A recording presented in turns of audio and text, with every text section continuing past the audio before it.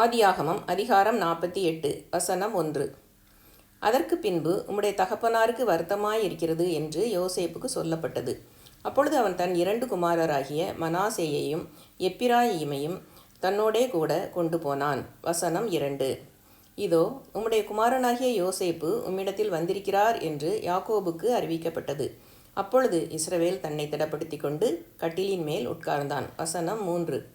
யாக்கோபு யோசேப்பை நோக்கி, சர்வ வல்லமையுள்ள தேவன் கானான் தேசத்தில் உள்ள லூஸ் என்னும் இடத்தில் எனக்கு தரிசனமாகி என்னை ஆசீர்வதித்து, வசனம் 4, நான் உன்னை பலுகவும் பெருகவும் பண்ணி உன்னை பல ஜனக்கூட்டமாக்கி உனக்கு பின்வரும் உன் சந்ததிக்கு இந்த தேசத்தை நித்திய சுதந்திரமாக கொடுப்பேன் என்று என்னோடே சொன்னார். வசனம் 5, நான் உன்னிடத்தில் எகிப்துக்கு வரும் முன்னே உனக்கு எகிப்து தேசத்தில் பிறந்த உன் 2 குமாரரும் என்னுடைய குமாரர் ரூபன் சிமியோன் என்பவர்களைப் போல எப்பிராயிமும் மனாசேயும் என்னுடையவர்கள். வசனம் 6, இவர்களுக்கு பின் நீ பெரும் பிள்ளைகள் உன்னுடையவர்கள்.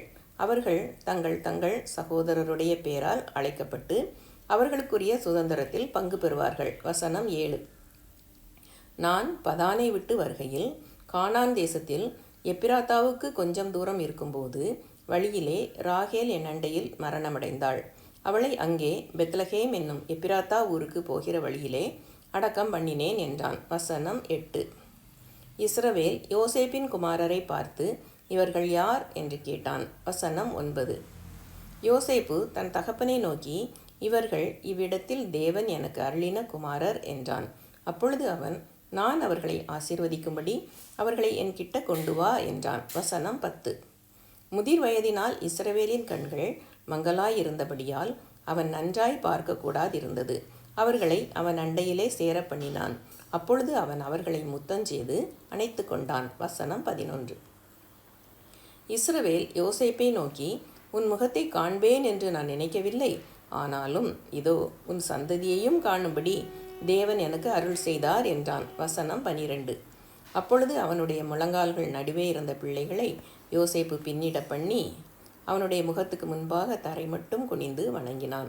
வசனம் 13, பின்பு யோசேப்பு அவ்விருவரையும் கொண்டு வந்து எப்பிராயீமை தன் வலது கையினாலே இஸ்ரவேலின் இடது கைக்கு நேராகவும் மனாசேயை தன் இடது கையினாலே இஸ்ரவேலின் வலது கைக்கு நேராகவும் விட்டான். வசனம் 14, அப்பொழுது இஸ்ரவேல் மனமறிய தன் வலது கையை நீட்டி இளையவனாகிய எப்பிராயீமுடைய தலையின் மேலும் மனாசே மூத்தவனாயிருந்தும் தன் இடது கையை மனாசேயுடைய தலையின் மேலும் வைத்தான்.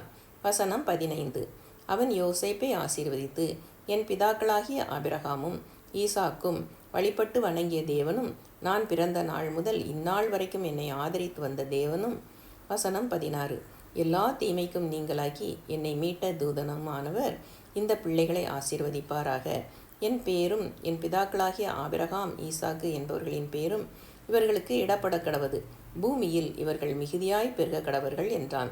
வசனம் 17, தகப்பன் தன் வலது கையை எப்பிராயீமுடைய தலையின் மேல் வைத்ததை யோசேப்பு கண்டு அது தனக்கு பிரியமில்லாதபடியால் எப்பிராயீமுடைய தலையின் மேல் இருந்த தன் தகப்பனுடைய கையை மனாசேயினுடைய தலையின் மேல் வைக்கும்படிக்கு எடுத்து. வசனம் 18, என் தகப்பனே, அப்படியல்ல, இவன் மூத்தவன், இவனுடைய தலையின் மேல் உம்முடைய வலது கையை வைக்க வேண்டும் என்றான். வசனம் 19, அவன் தகப்பனோ தடுத்து, அது எனக்கு தெரியும், என் மகனே, எனக்கு தெரியும், இவனும் ஒரு ஜனக்கூட்டமாவான், இவனும் பெருகுவான், இவனுடைய தம்பியோ இவனிலும் அதிகமாய் பெருகுவான், அவனுடைய சந்ததியார் திரளான ஜனங்களாவார்கள் என்றான்.